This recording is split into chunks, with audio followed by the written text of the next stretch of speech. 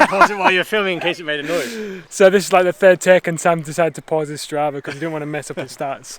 My name is Luke, welcome back to the vlog. This much. Yeah, well.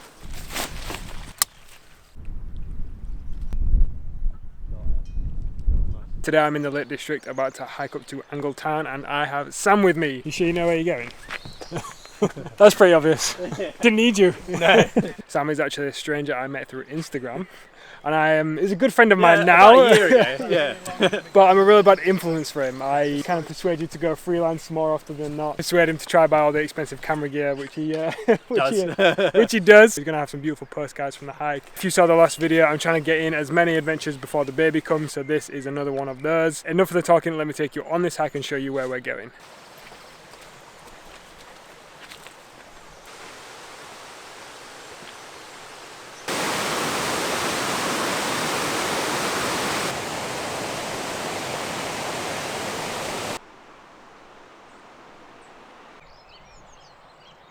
So the hike we're doing today is to Angle Tarn, but we're going via Angle Tarn Pikes, and then we're going to wild camp at Angle Tarn, and then tomorrow, hopefully, if we've got enough energy, depending on how the weather is, we'll push for Brock Crags and then come back to the car. But it's about 7 kilometers in total.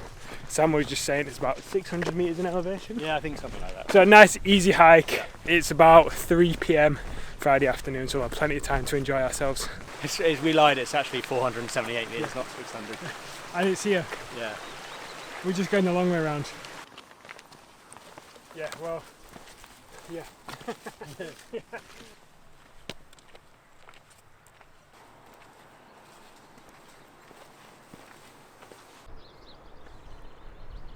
I think we're a bit ambitious when we said not relatively steep. Or if we didn't say it, we didn't think it was going to be steep. But when you've got, 20, 30 kg on your back, and I'm carrying stuff at Albus as well, it just makes it so much harder, the incline. I like to think I'm a very fit and healthy person, but I chuck on a big pack. My fitness goes out the window. Good boy. You're a good boy. Hey? Come on then, keep going.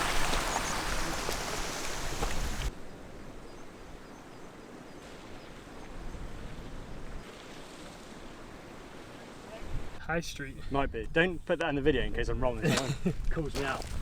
Sam said it was a high street. He thinks he lives in the lakes and knows all the mountains. Tough thing about the outdoors is that it's not that accessible if you really boil it down. You've got the investment of equipment, which is the first barrier. You've got the knowledge, knowing where to go, knowing how to be safe, but then also the confidence of that as well. But then the last one is also having friends to go with. And for myself, I'm a self-employed content creator working remotely, so it can be hard to meet people with like-minded interests. Sam, for example, he actually bought my business guide to content creation first, and we was chatting on Instagram for a while before we actually met up and went wild camping randomly together with Andrew. Regardless of all the bad things that social media has and what people say about it, there are a lot of positives as well, and one of them being you can actually reach and connect with people with your interests and get doing something, whereas before, if you didn't have the knowledge, didn't have the confidence, you wouldn't be doing something like this. So that's something I'm very grateful for with my work and with social media, and it takes me to beautiful places like this as well. You could camp on that mound. What, right in the middle? Yeah, in the middle, swim over. That one there, or that, because the sun's going to rise over like that way. Okay. Sets over that way, doesn't it? I feel like hiking postcards are like you have to sort of set it up and like really think about it a lot more, whereas camping you don't overthink.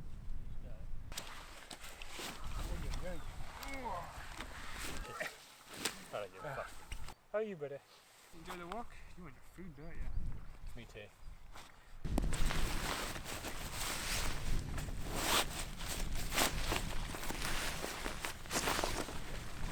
I don't open my door and it's just your tent. You want to look at a nice view, not me. Yeah. I think I'll try to go here and then I'm sleeping upwards. Something like that, yeah. There's my...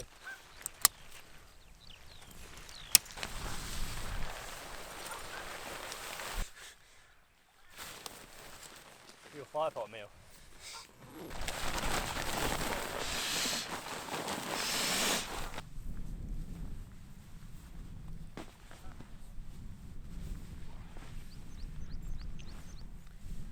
So the weather seems to be holding out okay. We picked this spot because it's a little bit lower than the rest of the Lake District. There's a lot of low hanging cloud and there is chance of rain later this evening and early tomorrow morning. But so far so good.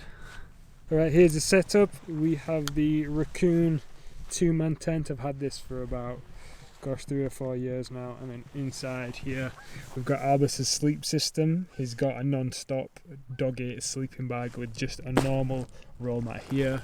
I've got the Vango Ultralight Pro 4-season tent with the Aeros Sea to Summit pillow, and then my sleeping pad. This is from, can't see it there, Kilos Gear. This is a great all-season sleeping bag. It's only 5R rated though, so for those extremely cold nights I probably would pair it up with a roll mat as well. My mate got one from Romania. The last video I did with him, the hike and swim one, it was a bit of a challenge, but that's because I did a lot more tripod shots, so I was going forward and backwards, a lot more. Whereas if we're ever with Tyler, it's just easier to share. I mean, it's been alright today. Yeah, it's been good. But sometimes he just really doesn't want to do something you tell him to. You can see him like pulling away. Give me the soft eyes. Paw. Paw. See, just like that.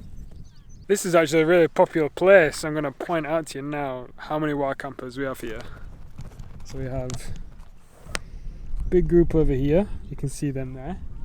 There's some guys walking on that ridge right opposite up there. There's a gentleman next to us here, and there's some guys probably in the red, you can see it there. Very busy, very popular, but it is stunning.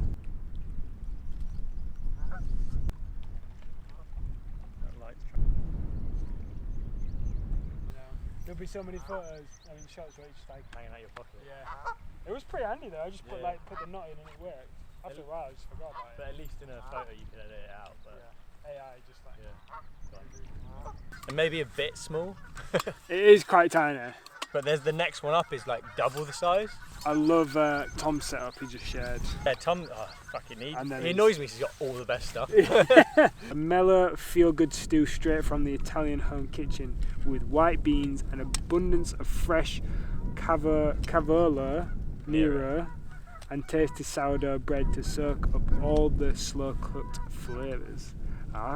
This is shit.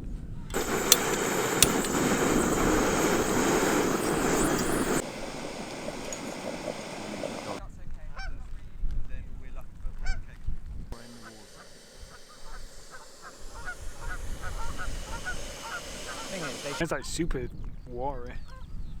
You didn't pinch it right. I think they're so good. Those like sit mats, like it's just such a great bit of camping. Absolutely.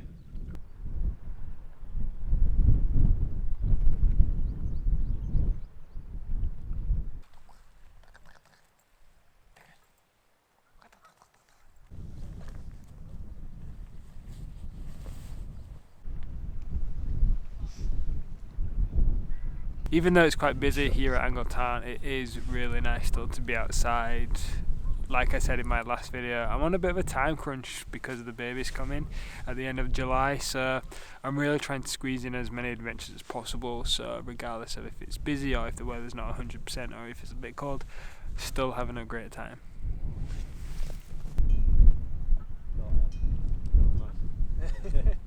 Sort of flopped a bit.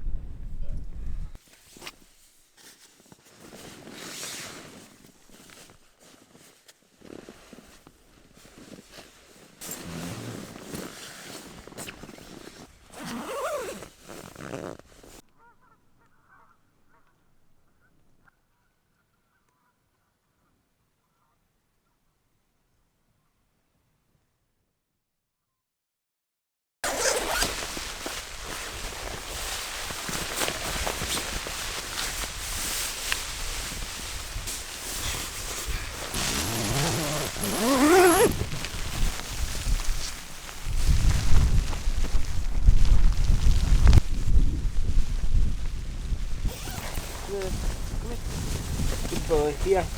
Good, come here. Go on then.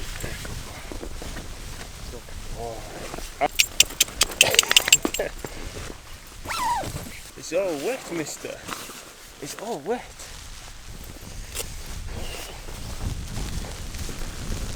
How do you like the weather? You don't like it, do you? You are so over the snow.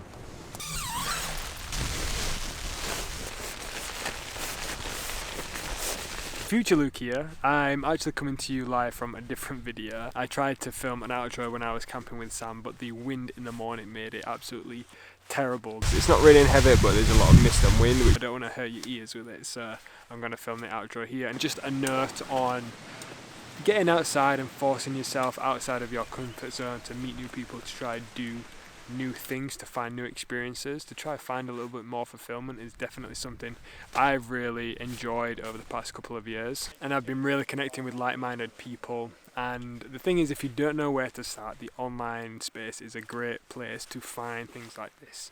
You can join Facebook groups, you can join group hikes from brands, connect with people who you follow on social media. That's how you get started, and then slowly the snowball effect builds and you get to do more and more because you've pushed yourself out of your comfort zone to try things like this. This past year I've been really trying hard to fulfill and find purpose within my work and connect with like-minded people, and I've been able to achieve that because of the platforms that I've built and social media and the online space. I'm very, very grateful for that.